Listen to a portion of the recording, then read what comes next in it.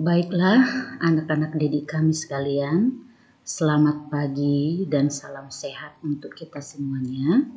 Terkhusus buat anak-anak kami, mudah-mudahan pada saat pagi hari ini kalian dalam keadaan sehat. Baiklah, minggu lalu kita telah berkenalan secara pribadi dan juga berkenalan mengenai apa itu aplikasi pengolah angka. Namun pada saat ini pertemuan kita akan membahas tentang pengertian komputer dan komponen-komponen komputer. Jadi seperti yang kita ketahui, aplikasi pengolah angka ataupun spreadsheet itu adalah merupakan bagian dari komputer itu sendiri. Jadi tetap saya akan menyampaikan pengertian dari komputer dan komponen komputer. Kita mulai dari pengertian komputer. Apa itu komputer? Komputer adalah merupakan rangkaian peralatan elektronik yang bekerja secara bersama-sama untuk mengolah data sehingga menghasilkan data maupun informasi. Jadi dari pengertian komputer boleh kita ambil pemahaman yang pertama bahwa komputer itu adalah peralatan elektronik. Nah, peralatan elektronik itu berarti adalah peralatan yang harus terhubung dengan listrik untuk penggunaannya. Yang kedua, bekerja secara bersama-sama. Itu berarti boleh kita simpulkan bahwa komputer itu terdiri atas beberapa komponen-komponen. Nah, secara bersama-sama komponen itu akan menghasilkan data maupun informasi yang dibutuhkan. Itulah pengertian dari komputer. Kemudian kita lanjutkan komponen komputer. Nah, dari pengertian komputer tadi kita simpulkan bahwa komputer itu terdiri atas beberapa perangkat atau komponen. Komponen yang pertama adalah perangkat keras atau yang kita biasa sebut dengan hardware. Perangkat keras berarti itu bisa kita sentuh.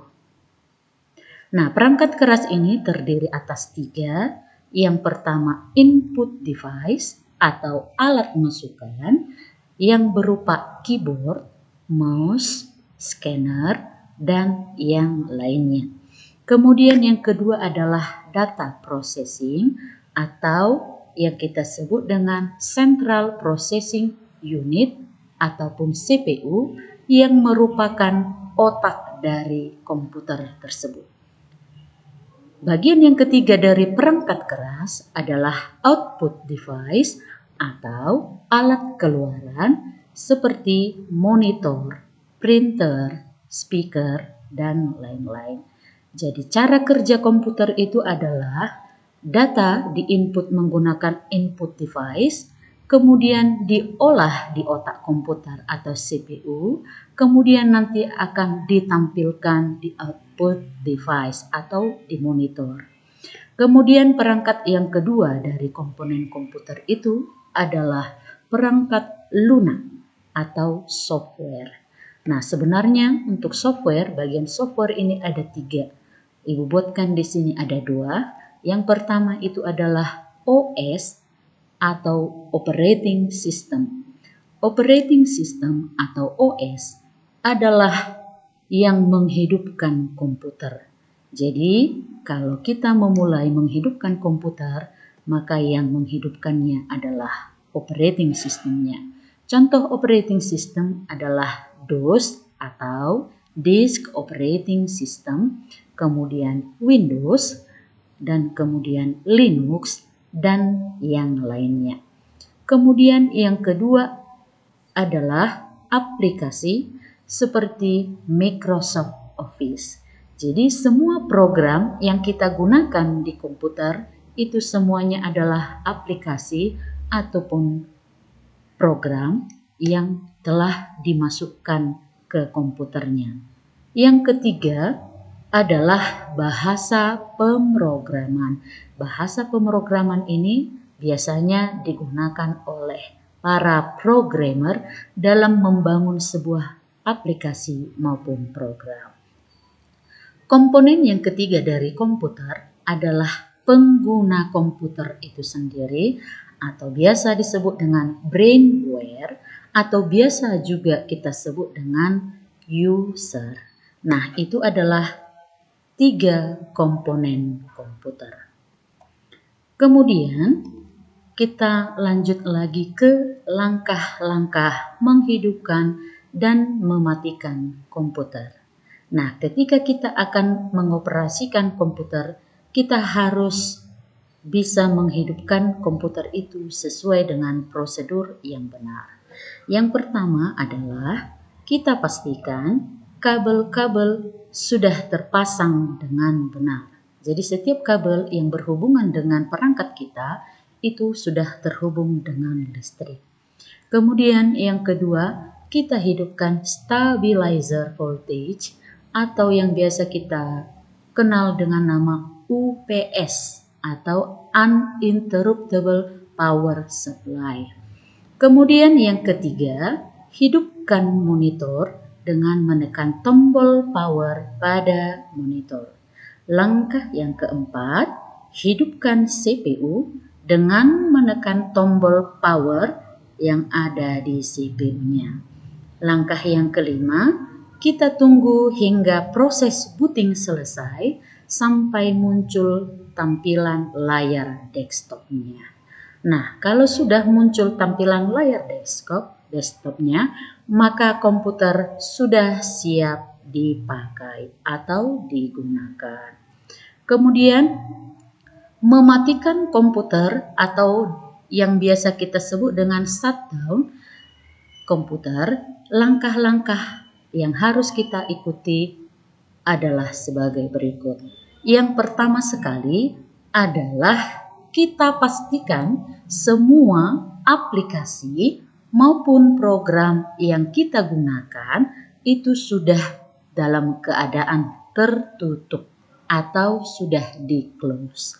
Kalau sudah kita pastikan tertutup semua aplikasi ataupun programnya, kemudian kita klik menu Start yang berada di pojok kiri bawah dari komputer kita. Kemudian yang kedua, kita pilih Shutdown. Langkah yang ketiga, kita klik OK.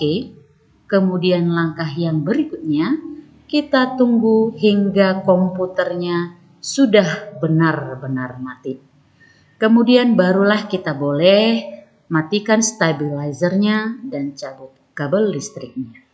Nah, itu jika komputer kita menggunakan Windows di bawah Windows 10. Nah, kalau kita menggunakan Windows 10, langkah untuk mematikannya adalah tetap kita mulai dari memastikan bahwa semua aplikasi maupun program yang kita buka sebelumnya itu dalam keadaan tertutup atau sudah di-close. Kemudian kita arahkan mouse-nya ke pojok bawah kanan dari komputer kita. Kemudian kita pilih dan klik setting. Kemudian kita klik power dan pilih shutdown. Langkah berikutnya kita tunggu hingga komputernya benar-benar sudah mati. Barulah kita boleh matikan stabilizernya dan kita cabut kabel listriknya. Demikianlah materi kita untuk hari ini, dan kepada anak didik kami sekalian, Ibu akan memberikan penugasan. Ada 2 tugas yang harus kalian kerjakan. Yang pertama, gambarkanlah sebuah keyboard. Nah, kalian menggambarnya di buku gambar A4. Kemudian yang kedua, tuliskanlah fungsi dari setiap tombol yang ada di keyboardnya di selembar kertas double folio. Nah, kemudian setelah selesai dikerjakan, kalian foto tugas tersebut dan dikirim ataupun diupload ke Google Classroom kita.